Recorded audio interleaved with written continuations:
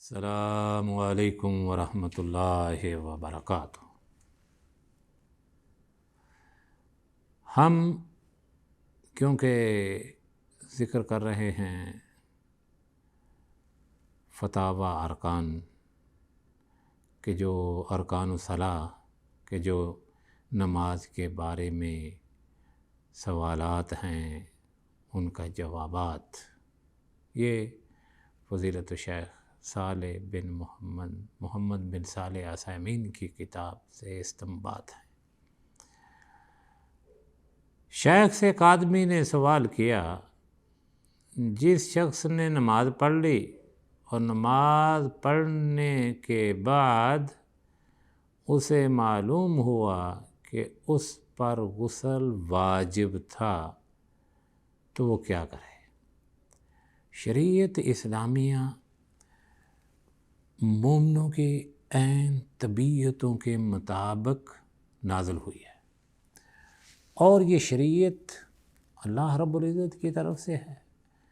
وہ انسان مومنوں کی طبیعتوں کو، کمزوریوں کو، جس کو انگلش میں کہتے ہیں ویکنس کو جانتا ہے کہ کہاں کہاں کمزوریاں واقع ہیں، کہاں کہاں سہولتیں دینی ہیں، کہاں کہاں ان کو مشکلات سے محفوظ کرنا ہے۔ اندازہ لگائیں کہ جس شخص نے نماز پڑھ لی اور نماز پڑھنے کے بعد اس کو معلوم ہوا کہ اس پر غسل واجب تھا، کتنی بڑی نسیان کا ارتکاب کیا۔ تو یہ انسانوں سے ہوتا ہے۔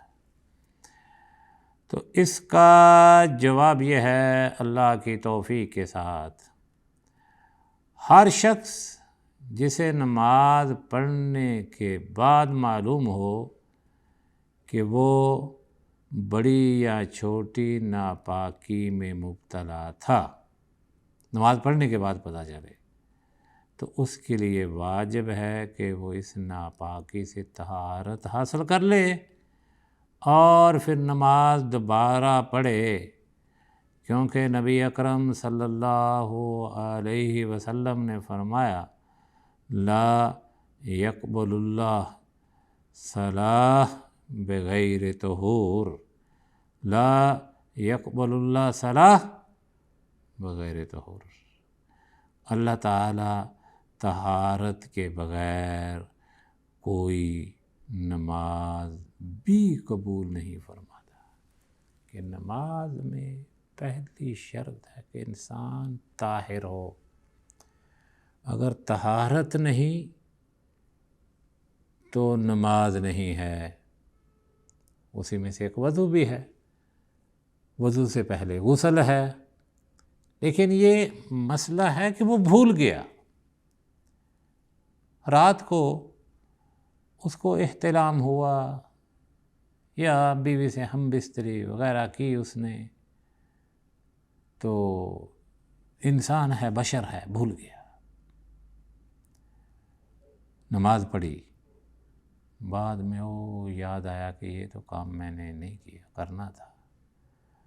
اب اس صورت میں اس کو چاہیے کہ غسل کرے اور نماز پڑھے۔ اسی طرح وہ بھول گیا، وضو نہیں کر سکا، اب فوراً وضو کرے اور نماز ادا کرے، کہ نہ غسل کیے بغیر اگر واجب ہے غسل نماز ہو سکتی ہے، اور نہ بغیر وضو کے نماز ہو سکتی ہے۔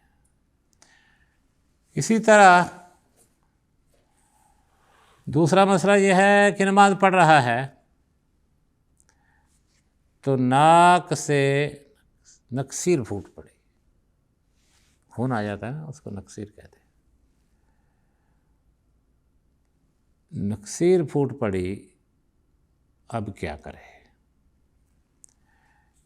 اس کا جواب فضیلت الشیخ محمد بن صالح عثیمین یہ دیتے ہیں کہ جس انسان کی نماز میں نکسیر پھوٹ جائے، اس کے بارے میں اللہ کے نبی صلی اللہ کا حکم یہ ہے کہ اس سے وضو نہیں ٹوٹتا۔ نکسیر پھوٹنے سے انسان کا وضو باطل نہیں ہوتا، ٹوٹتا نہیں۔ اور دوسری بات کہ خون زیادہ ہو یا کم ہو، اسی طرح سبیلین کے علاوہ جسم سے نکلنے والی باقی چیزوں سے بھی وضو نہیں ٹوٹتا۔ اب سبیلین کیا ہے؟ پیشاب اور بڑے پیشاب کی جگہ سے خون کا نکل جانا، غلاظت کا نکل جانا، پیشاب کے قطرے نکل جانا، بڑا پیشاب، چھوٹا پیشاب، ان جگہوں سے جہاں سے چھوٹا پیشاب نکلتا ہے یا بڑا پیشاب نکلتا ہے، عورت جو مرد، ان سے کچھ نکل جائے، خون نکلے یا ہوا خارج ہو جائے یا بول و براز ہو، منی مزی ہو، وضو ٹوٹ جاتا ہے۔ لیکن جسم کے دوسروں حصوں سے خون نکلنے کے بارے میں، یعنی ناک سے نکسیر پھوٹ گئی، ناک سے نکسیر پھوٹتی ہے، نکسیر پھوٹنے سے وضو نہیں ٹوٹتا، خواہ خون زیادہ ہو یا کم۔ اسی طرح سبیلین کے علاوہ جسم سے نکلنے والی باقی چیزوں سے بھی وضو نہیں ٹوٹتا۔ مثلاً آپ اس کی وضاحت کرتے ہیں، مثلاً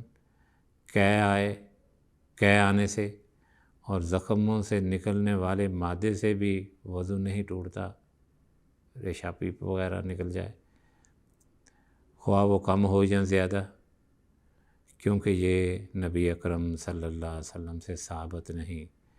اور اصل بقائے طہارت ہے، اور یہ طہارت دلیل شرعی سے ثابت ہوتی ہے، اور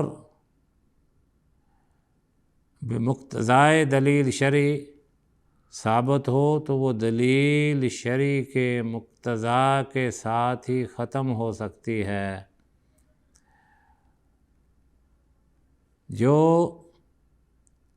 طہارت ہے دلیل سے ہی ثابت ہوتی ہے، اگر اس دلیل کو ختم کرنے والی چیز سے ہی وہ طہارت ختم ہوتی ہے، یہ مقصد ہے۔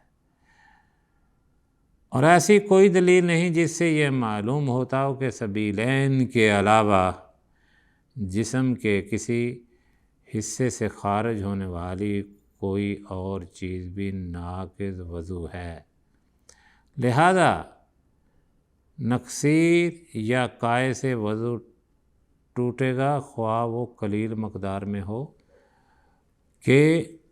لہذا نکسیر یا قے سے وضو نہیں ٹوٹے گا۔ دوبارہ سن لو، لہذا نکسیر یا قے سے وضو نہیں ٹوٹے گا، خواہ وہ قلیل مقدار میں ہو یا کثیر مقدار میں۔ البتہ اگر آپ کو اس سے نماز میں پریشانی اور خشوع کے ساتھ نماز پڑھنا ممکن نہ ہو تو اس میں بھی کوئی حرج نہیں کہ آپ نماز توڑ دیں۔ اس طرح اگر خون کی وجہ سے مسجد کے آلودہ ہونے کا اندیشہ ہو تو پھر نماز توڑنا واجب ہے، تاکہ نکسیر کے خون کے ساتھ مسجد آلودہ نہ ہو۔ نکسیر کا کپڑوں پر گرنے والا خون معمولی مقدار میں ہوتا ہے، اس سے کپڑا ناپاک نہیں ہوتا۔ تو اس سے ثابت یہ ہوا کہ نکسیر کے آنے سے نماز نہیں ٹوٹتی، ایک مسئلہ یہ یاد رکھنا۔ دوسرا کہ جسم کے کسی حصے سے کہیں خون بہہ جائے، کئی دفعہ ایسے کرنے سے کوئی پھنسی وغیرہ ہو تو خون نکلنا شروع ہو جاتا ہے، اس سے بھی وضو نہیں ٹوٹتا، یہ بات یاد رکھنا۔ نماز کے اندر ہو تو نماز کو جاری رکھے، پہلے ہو تو صاف کر کے نماز پڑھ لے۔ اللہم صلی علی محمد وعلی آل محمد۔